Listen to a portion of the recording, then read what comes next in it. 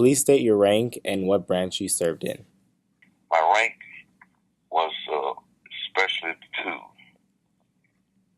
I moved in at the time of actually the ranks were frozen, so I was unable to get the recommended promotions as the commanding office desired. I am at this point, I was in the United States Army. I was drafted in 1994, 54, in 1954, and I received an honor discharge in 1956. I served in the branch of service was the United States Army in the 7th Division, Company E in South Korea. Please share your story on how you came to serve in Korea. I really enjoyed it. I graduated from Russ College in 1954 in June and was drafted in the Army in July. And there I served for 2 years. Took my basic training in Fort Jackson, South Carolina, and then from there to South Korea. And I was, as I said earlier, I served and we stayed in Korea until 1956. That's TR, Troop Information Education, non-commissioned officer. There you speak to the troops and keep the morale up and part information, current information, and information about the Army. I also served as postal clerk with my daily chores. I was in charge of issuing mail and keeping the post office on Company E. How was your reception when you came back from the war? To be perfectly frank, we did not have a big rally. I came back to Fort Jackson, Arkansas, is where we were dismissed. I did not see any big parade or band or anything like that. So we got the normal, I guess, welcoming back to the state. I was glad to get back, and of course at that time I was not married, and my excitement was looking forward to my fiance who was going to meet me in Memphis. And there, I had one of my partners, the soldier brothers, who always tell the story of how we stopped the traffic in Memphis, Tennessee when I got off the bus and saw my fiance. But as far as the reception, that was the best reception I could have had. But there were not any big band parade or anything like that when we were dismissed. Despite hardships you faced in the military, would you do it all over again? And if so, why?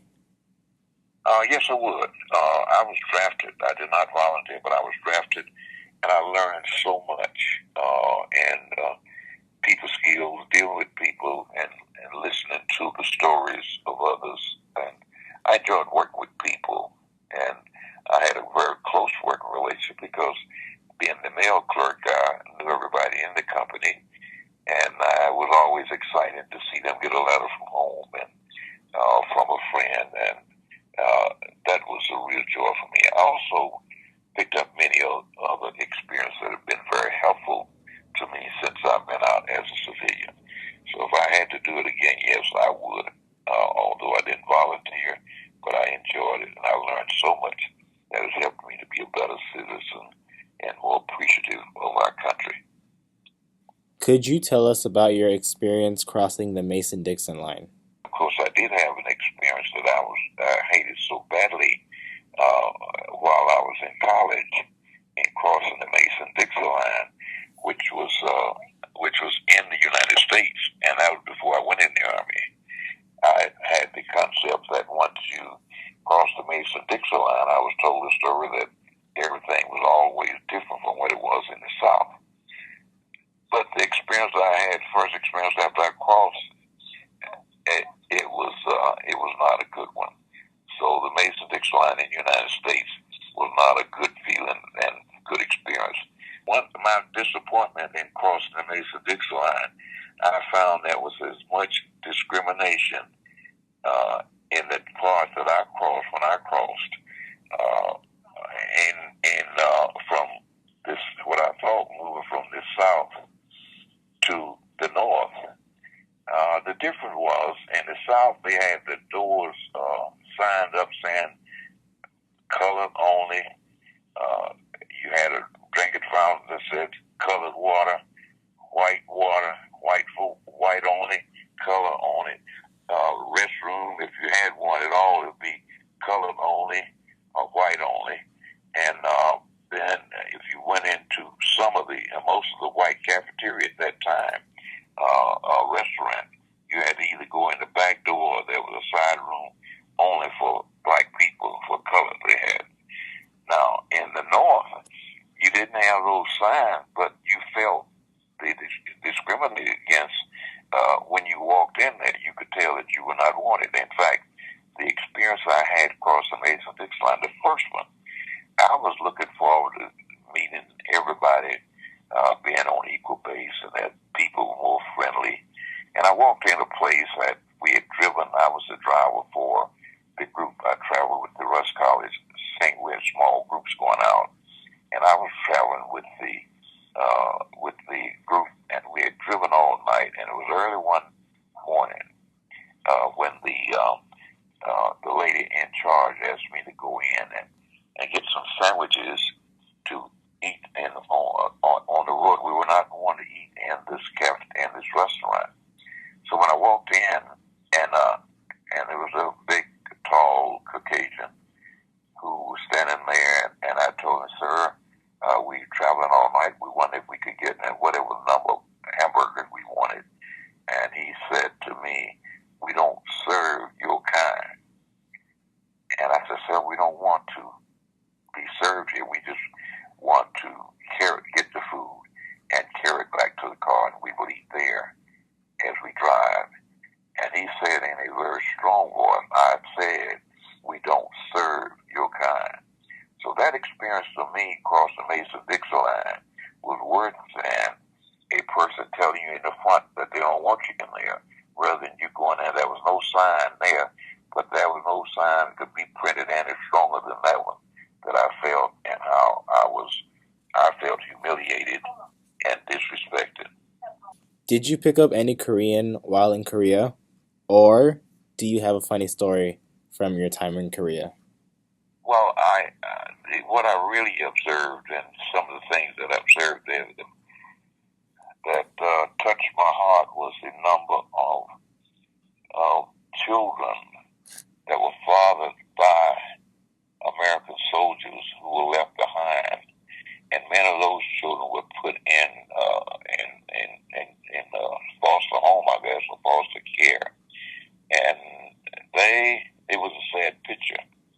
Although the children, when I went in and I heard about it, and I went to visit, and they needed so much attention.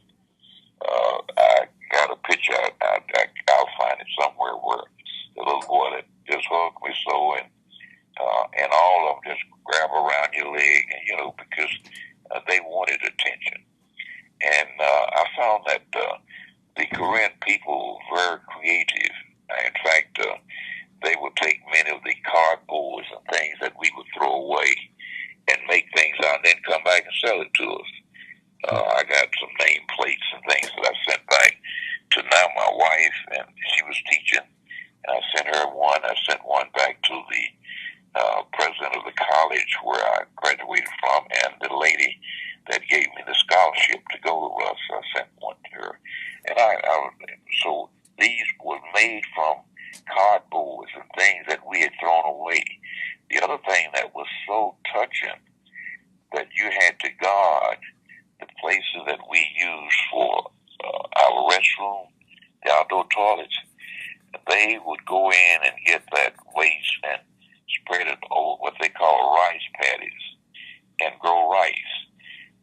never did eat any of the rice there, but you can't tell what you're eating when you eat in these restaurants. You don't know where it's come from. Mm-hmm. But they made something they called kishi, and I never did eat any, but those soldiers who did say it was nothing better than that. It tasted so.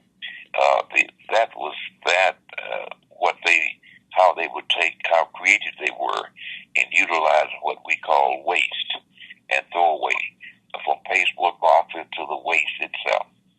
And of course, the other I just repeated about the children there.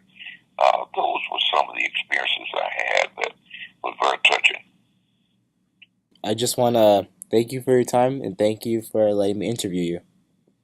Oh, look, I just enjoyed it, and I can't remember everything now because that's been, look at that time, since 1956, 54 to 56 that I served in the Army. But thank you so much for calling me on this information. If you think of something else, call me. Okay. And you have my telephone number.